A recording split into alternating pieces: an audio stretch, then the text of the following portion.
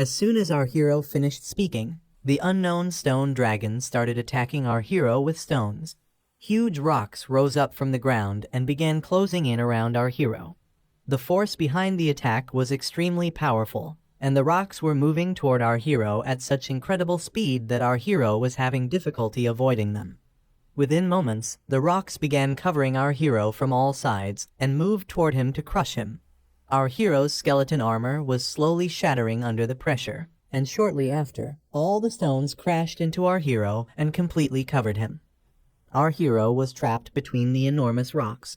However, at that very moment, golden-colored energy burst out from our hero's body, shattering the rocks around him. Destroying them, our hero looked toward the stone dragon and said, "Is that all you can do?" Seeing that our hero was completely unharmed by his attack, the stone dragon was utterly shocked and said in confusion, "How is this possible? You didn't turn into stone. You actually managed to withstand my law of stone." Hearing the stone dragon's words, our hero smiled and said, "A mere elemental dragon, and you really think you're a pure-blood dragon? Fundamentally, you're no different from those mixed-blood dragons I've killed." As he said this, our hero raised his scythe and continued shouting, "Coward hiding in another world.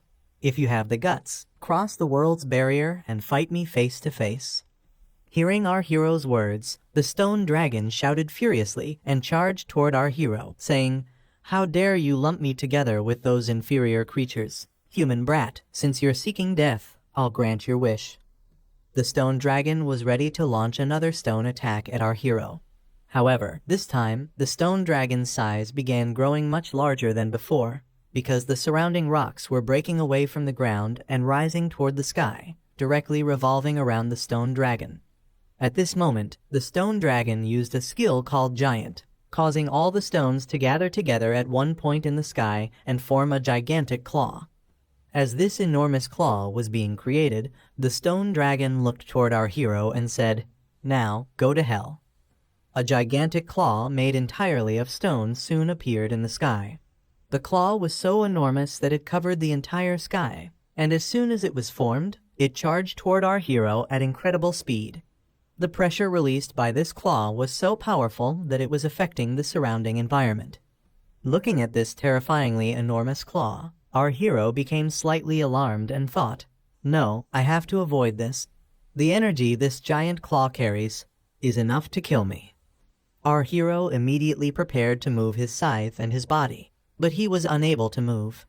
Seeing this, he thought, "I have to break its soul lock." But just then, a powerful energy appeared in the sky. A golden-colored space rift had formed there, and from inside the space rift, a gigantic claw belonging to Antares emerged and hovered above the stone claw. As Antares' claw appeared above the stone claw, it attacked it directly, forcing it down toward the ground and destroying it. The moment the stone dragon saw Antares' claw, it became terrified and said, "It's a superior dragon. Why does this world have such an existence?" The stone dragon was so frightened that it couldn't move. Just then, Dragon Emperor's voice came from behind him, and he said to the stone dragon, "My lord, why aren't you continuing to attack? Isn't that guy just a giant dragon too? Why are you afraid of it? Hurry up and kill that human." The stone dragon was already terrified after sensing Antares' presence. Hearing Dragon Emperor's words, it gave Dragon Emperor a sideways glance and said nervously, "Shut up. What do you even know?"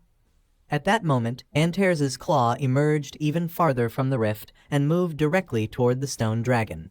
Seeing Antares' claw approaching, the stone dragon became completely terrified. Its hands, feet, and entire body were trembling. Just from Antares' simple presence, the stone dragon's body slowly began to disappear. In just a few seconds, its entire stone body was completely erased. Seeing the stone dragon being erased, Dragon Emperor shouted, my lord, with you gone, what will become of my dragon realm?" Just then, our hero arrived in front of Dragon Emperor and asked, "Dragon Emperor, now that things have come this far, do you have anything else to say?" Seeing our hero standing before him, Dragon Emperor became slightly frightened and fell to his knees. Looking toward our hero with a nervous and fearful expression while gritting his teeth in anger, Dragon Emperor said, The victor becomes king, and the defeated are disgraced. I have nothing to say. It is my incompetence that brought my clan to this state." Hearing Dragon Emperor's words, our hero remembered what Antares had said to him. "Lin brat, what are you planning to do?" Remembering Antares' words, our hero had asked him, "If it is determined to escape, with my current strength, I still can't kill it completely. Do you have any good ideas, Antares?" Antares had replied, "I have a way that can make it atone for its sins. Just hand it over to me. We might as well make use of this trash. Perhaps there will be a pleasant surprise." Our hero had replied, "Then that's fine." While thinking about all of this, our hero continued looking toward Dragon Emperor and remembered Antares' other words. "Don't worry, I'll make it pay the price." By this point, while our hero was still thinking about those words, Antares' claw had already reached above Dragon Emperor. The claw grabbed Dragon Emperor and began taking him away with it. As soon as Dragon Emperor left, the dragon world began falling into chaos. After Dragon Emperor was taken away, his army looked on and said that everything was over. Dragon Emperor's palace was destroyed immediately after he left, while the dragon warriors who were present here could only hide and watch everything unfold.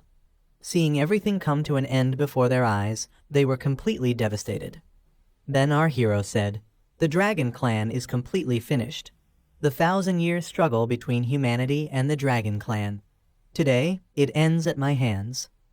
Just then, a golden-colored level-up light descended upon our hero, causing our hero's level to increase twice. Seeing this, our hero said, "I leveled up twice in a row. Not bad." Our hero had now reached level 83. Meanwhile, in the human world, there was complete silence.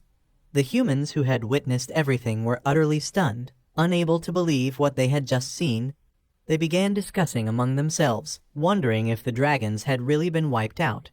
Some asked if they were dreaming, while others said that General Lin had entered the dragon realm alone and completely destroyed the dragon clan.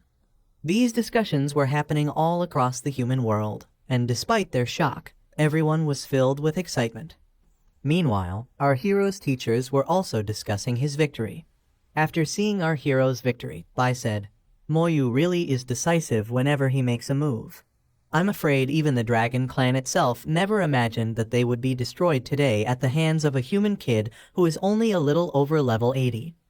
Meng, standing beside him, then said, "That leaves only the Abyss. With the Succubus Queen as our inside agent, it probably won't take much longer." The story then shifts to the Abyss world, where we see the Succubus Queen's palace.